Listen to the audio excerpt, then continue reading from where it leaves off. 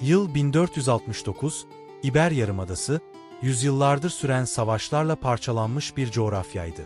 Kuzeyde krallıklar birbirine düşman, içeride soylular kendi küçük savaşlarını yürütüyordu. Kader, bu kaosa son verecek ve modern İspanya'yı tek bir çatı altında birleştirecek bir iradeyi bekliyordu. Bu irade, ne erkek bir prense, ne de en güçlü orduya aitti. O, Kastilya Prensesi Isabel'di. O, tahta çıkması beklenmeyen, siyasi entrikaların gölgesinde büyümüş bir kadındı. Ancak gözlerinde yanan inanç ateşi ve çelikten iradesiyle bir ulusun kalbine hükmedecekti. Onun hikayesi sadece bir kraliçenin değil, İspanyol Engizisyonunu kuran, 8 asırlık Reconquista'ya son veren ve yeni dünyanın kapılarını açan o sarsılmaz ortaklığın destanıdır.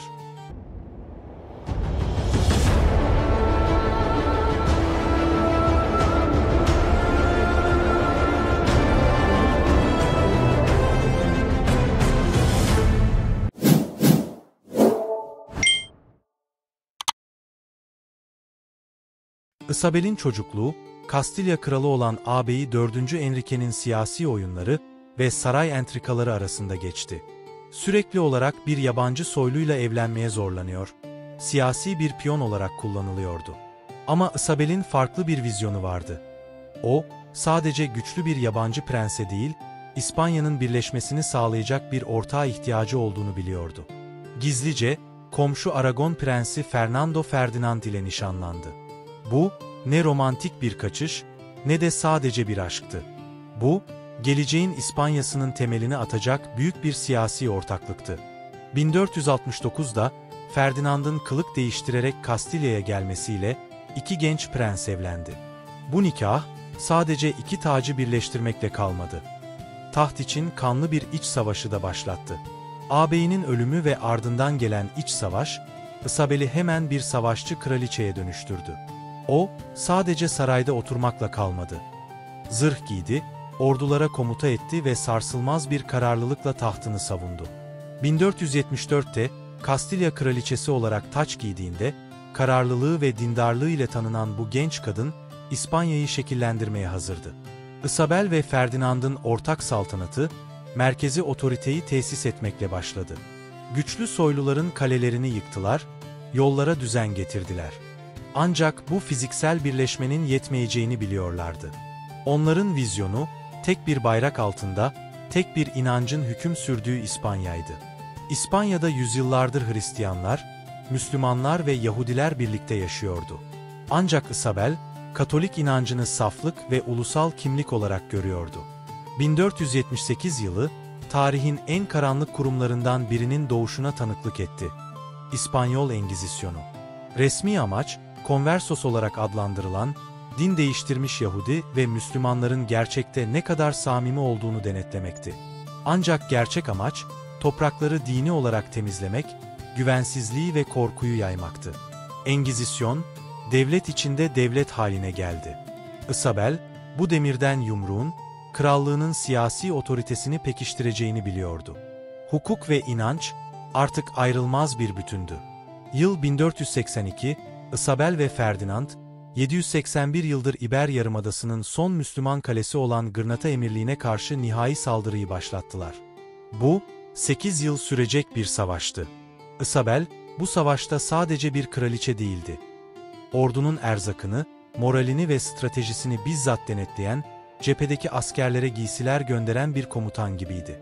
2 Ocak 1492, Gırnata teslim oldu. Müslüman Kral Boabdil, efsanevi Elhamra Sarayı'nın anahtarlarını Isabel ve Ferdinand'a teslim etti. Reconquista yani yeniden fetih tamamlanmıştı. İspanya artık Katolikti, İspanya artık birleşmişti.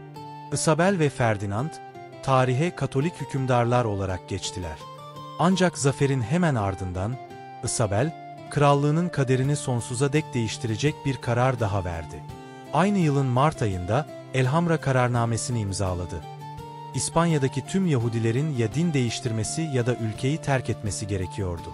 10 binlerce Yahudi, tüm mal varlıklarını geride bırakarak İspanya'dan sürüldü. Isabel için, tek bir inanç uğruna feda edilen bu insanlık dramı, ulusal birliğin zorunlu bedeliydi. Granada'nın düşmesinden sadece birkaç ay sonra, Isabel, Portekiz'in reddettiği, dünyanın düz olmadığını iddia eden İtalyan bir denizciyle görüştü. Kristof Kolomb. Kolomb, batıya doğru yelken açarak Asya'ya yeni bir ticaret yolu bulma hayalini satıyordu. Isabel'in danışmanları onu deli olarak görüyordu. Ancak kraliçe, Granada'nın zafer sarhoşluğu ve krallığın artan servetiyle risk almaya hazırdı. Isabel, efsanelerde söylenildiği gibi kişisel mücevherlerini rehine göstererek değil, ancak Kastilya hazinesinden fon ayırarak Kolomb'un seyahatini finanse etti. 12 Ekim 1492'de Kolomb Amerika kıtasına ayak bastığında, Isabel'in inancı ve cüretkarlığı, İspanya için sadece yeni bir ticaret yolu değil, üzerinde güneş batmayan devasa bir imparatorluğun temelini atmıştı. Kraliçe Isabel I, 1504 yılında vefat etti. Hayatının amacı gerçekleşmişti. İspanya birleşmiş, Reconquista bitmiş ve yeni bir dünya keşfedilmişti. O, hem reformcu hem de tiran, hem koruyucu hem de zulmeden bir figürdü. Isabel'in mirası, tarihin en karmaşık miraslarından biridir. O, İspanya'nın kurucusu, ulusal kahramanı ve Katolik inancının simgesidir.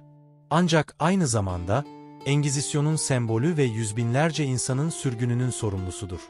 Bugün İspanya'ya bakanlar, onun hem fetihlerinin görkemini hem de kararlarının acımasız yankılarını görürler. O, tarihin akışını değiştiren, inancıyla imparatorluk kuran ve kılıçtan çok iradesiyle hükmeden, İspanya'nın kraliçesi Isabel'di. Videoyu beğendiyseniz ve bu tarz videoların gelmesini istiyorsanız, abone olarak ve videoyu beğenerek bana destek olabilirsiniz. İzlediğiniz için teşekkürler.